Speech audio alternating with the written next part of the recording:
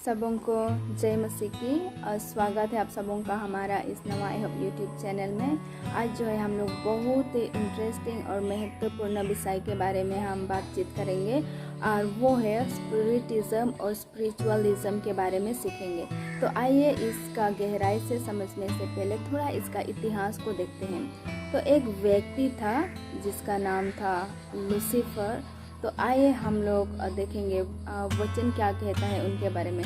अगर हम लोग देखेंगे एजिकियल 28 अध्याय का 12 पद में, तो इस प्रकार लिखा है, तू तो उत्तम से भी उत्तम है, तू बुद्धि से भरपूर और सर्वोच्च सुंदर है। तो वचन क्या कहता है, लूसीफर जो है वो उत्तम से भी उत्तम था और बहुत ही बुद्धिमानी था और बहुत ही सुंदर व्यक्ति था।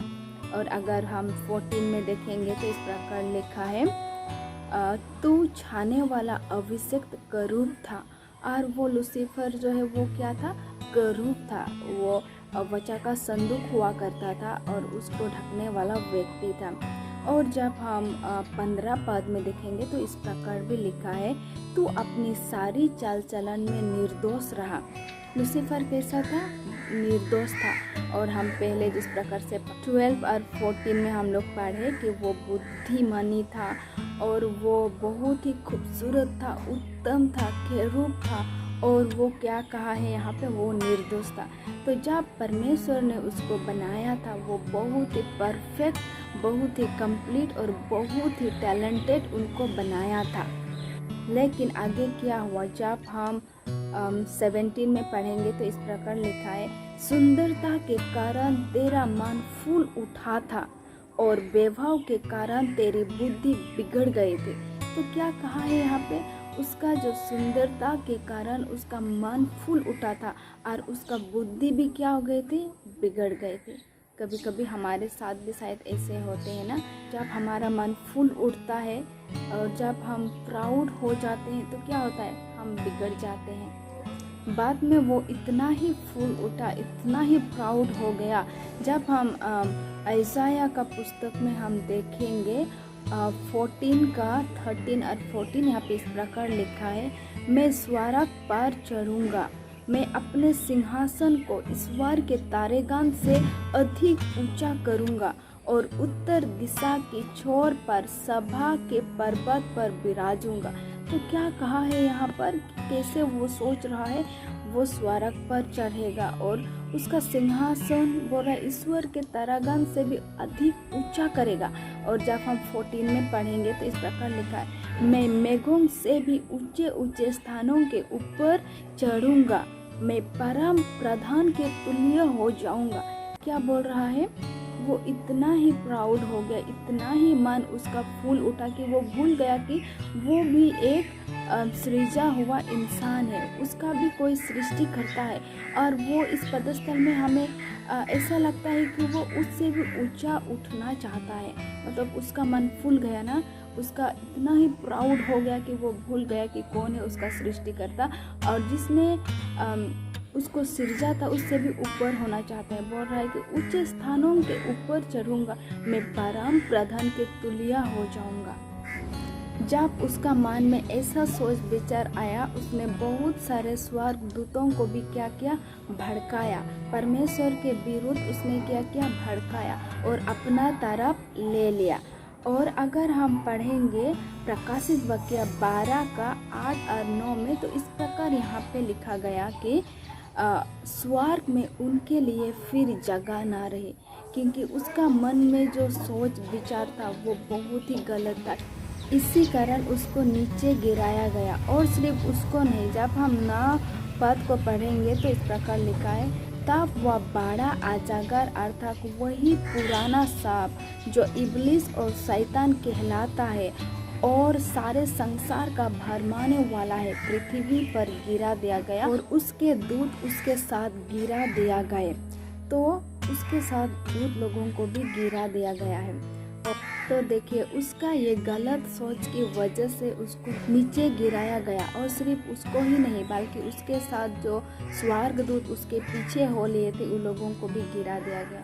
तो हमारे साथ भी ऐसा हो सकता है। जब हम प्राउड हो जाते हैं, घमंड हो जाते हैं, हमारा मन फूल उठता है, तो हमारे साथ भी ऐसे हो सकते हैं। हम भी नीचे गिराए जा सकते हैं और हमारे आत्मिक रूप से हम लोग नीचे गिर सकते हैं।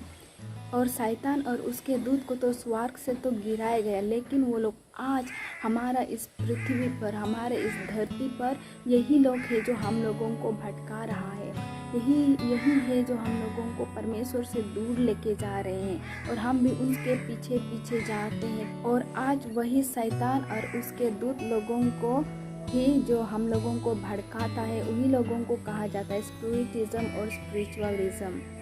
और आज जो है इस धरती पर बहुत तरीक़ा से वो लोग हम लोगों को क्या कर रहे हैं, भड़का रहे हैं। बहुत तरीक़ा से फॉल्स टीचिंग, जो गलत शिक्षा दे कर के हम लोगों को भड़का रहा है। अगर आज का दिन में हम देखेंगे, बहुत सारा डिस्ट्रैक्शन हम लोगों को बहुत ही व्यस्त में रख देता है। आजकल देखेंगे सोशल मीडिया हुआ, हमारे काम हुआ, हमारे करियर हुआ, हमारा परिवार हुआ, बहुत सारा ऐसे चीज़ों से हम लोगों को बहुत बिजी रखता है, ताकि हम लोग परमेश्वर को समय ना दे पाए और हम उसके ही भड़काने पर आ जाए और उसके पीछे पीछे जाए। ये जो है सब कुछ शैतान का चाल है और वो हमें फंसाना चाहता है, अपने ओर ले जाना चाहता है। अगर हम पढ़ेंगे मत्ती का 24 में तो इस प्रकार लिखा है, क्योंकि झूठे मसीह और झूठे भविष्यवक्ता उठ खड़े होंगे और बड़े चिन्ह और अद्भुत काम दिखाएंगे कि यदि हो सके तो चुने हुओं को भी भरमा दे। तो क्या बोल रहा है, झूठे मसीही ऐसा उठ खड़े होंगे और बड़े चिन्ह दिखाएंगे, अद्भुत काम दिखाएंगे, ताकि हम लोग क्या हो जाए, उसमें विश्वास करके उसमें हम लोग क्या हो जाए, भटक जाए। इसलिए हमें बहुत सावधान होना चाहिए। हमें किसी के ऊपर विश्वास नहीं करना चाहिए आसानी से। कोई भी आप लोग देखे कि वो चमत्कार काम किया या फिर बड़े चिन्ह दिखाया, अद्भुत काम दिखाया, कि आप सोचेंगे ये परमेश्वर की ओर से है। बहुत सारे समय जो है शैतान की ओर से भी होता है। इसलिए हम लोगों को बहुत ही सावधान होना चाहिए। हमें ये पहचानना चाहिए कि ये किसकी ओर से है, शैतान की ओर से है या फिर परमेश्वर की ओर से है। इसके बारे में हम कैसे पहचान सकते हैं, शायद आने वाला काल में मैं इसका वीडियो भी बनाऊंगी। तो आज मैं उसके बारे में नहीं बताऊंगी कि किस प्रकार से हम पहचान सकते हैं कौन झूठा है, कौन सच्चा है। और प्रकाशित वाक्य 13 अध्याय का 13 और 14 में भी इस प्रकार लिखा है, वह बड़े बड़े चिन्ह दिखाता था, यहाँ तक कि मनुष्यों के सामने स्वर्ग से पृथ्वी पर आग बरसा देता था। उन चिन्ह के कारण पृथ्वी के रहने वालों को भरमाता। तो ऐसा चिन्ह दिखाएगा कि वो स्वर्ग से भी आग बरसा देगा और इस प्रकार से इस दुनिया के लोगों को क्या करता है, वो भरमाता है। इसलिए हम लोगों को बहुत ही सावधान होना चाहिए। अगर हम नहीं चाहते कि हम भरमाए जाए, तो हम लोगों को वचन या फिर बाइबल जानना बहुत ही ज़रूरी है। सच्चाई को जानना बहुत ही ज़रूरी है। अगर हम लोग हर एक दिन बाइबल नहीं पढ़ेंगे, सच्चाई को नहीं ढूंढेंगे, तो हम लोग भी फंस सकते हैं। हम लोग भी उस झूठे मसीही में हम लोग यकीन कर सकते हैं। इसलिए बहुत ज़रूरी है कि हम लोग अपना वचन को पढ़ें, बाइबल को पढ़ें और परमेश्वर से मदद मांगे। वो हमें सिखाएगा, वो हमें दिखाएगा कि कौन सा है परमेश्वर की ओर से, कौन सा है सच्चा शैतान की ओर से। इसलिए बहुत ही जानना ज़रूरी है हमारा बाइबल। और सेकेंड हुआ कि हमें प्रार्थना में समय बिताना चाहिए। जब हम प्रार्थना में समय बिताएंगे तो परमेश्वर हम लोगों को अगुवाई करेगा कि क्या करना चाहिए, क्या नहीं करना चाहिए। इसलिए बाइबल पढ़ना और प्रार्थना करना बहुत ही ज़रूरी है, बहुत ही महत्वपूर्ण है हमारा लाइफ में। अगर हम बाइबल पढ़ेंगे, प्रार्थना करेंगे, तो इतना आसानी से शैतान हम लोगों को धोखा नहीं दे सकता है और वो हमें नहीं बहका सकता है। तो आप सबों को बहुत धन्यवाद इस वीडियो को देखने के लिए। Thank you so much. May God bless you all. आमीन।